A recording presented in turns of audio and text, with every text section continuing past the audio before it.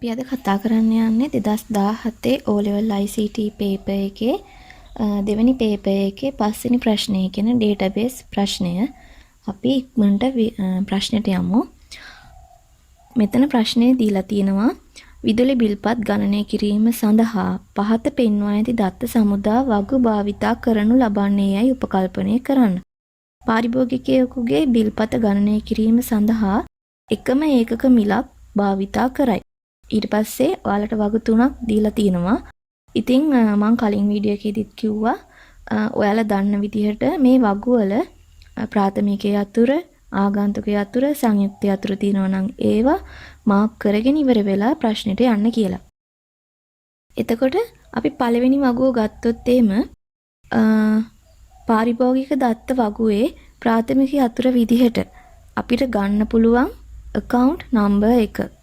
ඒ කියන්නේ නම ගන්න බෑ අපිට. මොකද නම කීප වරක් type වෙන්න පුළුවන්. එතකොට type එක ගත්තොත් එතන type එකත් R අකුරු දෙකක් R type වෙලා තියෙනවා. ඊට පස්සේ C දෙකක් type වෙලා තියෙනවා. ඒක නිසා පාරිභෝගික දත්ත වගුවේ primary key එක එහෙම නැත්නම් ප්‍රාථමික වගුව විදිහට අපිට account number එක ගන්න පුළුවන්.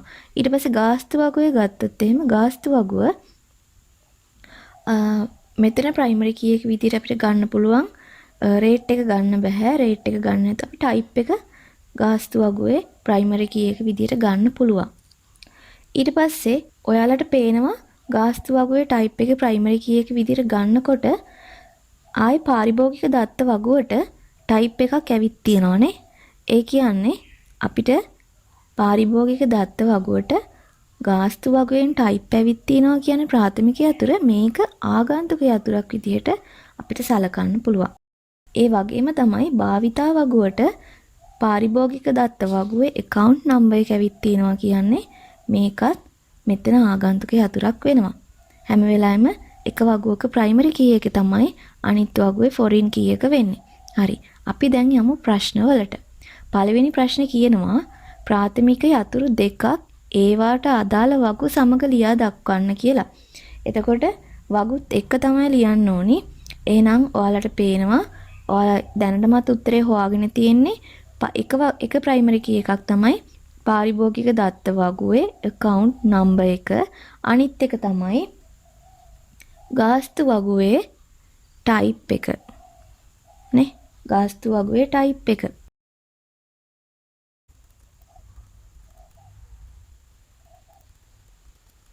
customer table එකේ account number එක, rate table එකේ type එක.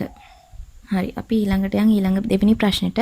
දෙවෙනි එකෙන් අහන්නේ ආගන්තුක යතුරු දෙකක් ඒවාට අදාළ වගු සමග ලියා දක්වන්නලු. හරිනේ. ඉතින් අපි හොයාගෙන තියෙන්නේ. එතකොට එක ආගන්තුක යතුරක් තමයි පාරිභෝගික දත්ත වගුවේ type එක, භාවිතා වගුවේ account number එක.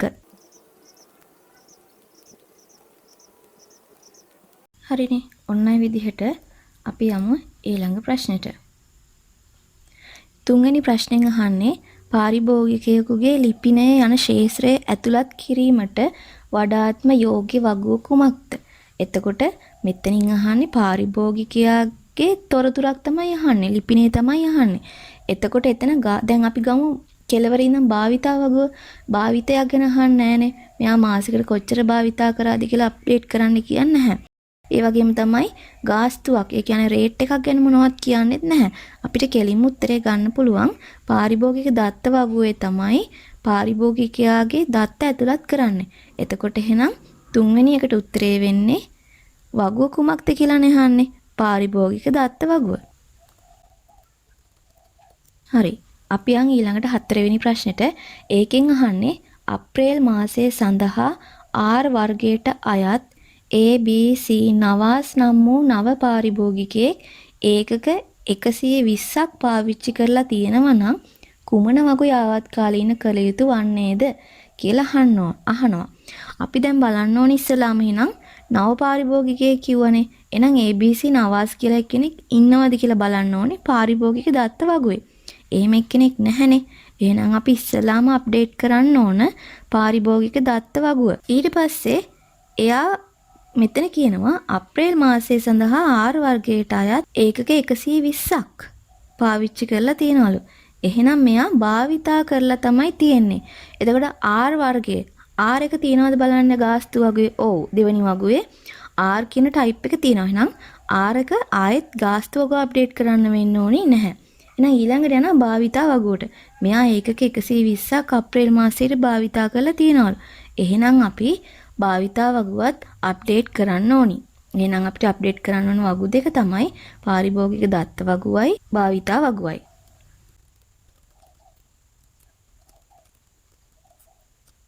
හරි. ඊට පස්සේ අපි යම් පස්වෙනි ප්‍රශ්නෙට. පස්වෙනි එකෙන් අහනවා ඉහත හතර කොටසෙන් ලැබුණු යාවත්කාලීන කිරීම සඳහා අදාළ වන වගුවල යාවත්කාලීන වූ පේලි සහ ඒවට අදාළ වගු නාම ලියා දක්වන්නලු. එතකොට මේක කියනවා වරහන් ඇතුළේ දීලා තියෙනවා account number එක 1.0.5 ලෙස උපකල්පනය කරන්නලු. අපිට එතකොට අප්ඩේට් කරන්න ඕනි ටේබල් දෙක තමයි පාරිභෝගික දත්ත වගුවයි භාවිතා වගුවයි. මම ඔයාලට 2016 වීඩියෝ එකේදී කිව්වා අපි ටේබල් එකක් අප්ඩේට් කරනකොට ඒ රෙකෝඩ් ලියා ගන්න පුළුවන් විදි කීපයක් තියෙනවා. ඒකේ මෙන්න මේ විදිහට ලියා ගන්නත් පුළුවන්. තව ක්‍රම තියෙනවා. ඉතින් මම ලේසිම ක්‍රමය තමයි කියන්නේ.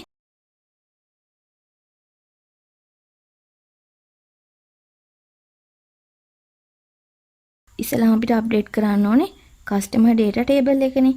ඒ කියන්නේ පාරිභෝගික දත්ත වගුව. ඊට පස්සේ ඒකේ අපිට ඉස්සෙල්ලාම එන්න ඕනි නම. ඒ කියන්නේ A B C නවාස්. ඊට පස්සේ එයාගේ account number එක අපිට වරහන් ඇතුලේ දීලා තිනවා 1005 කියලා උපකල්පනය කරන්නලු.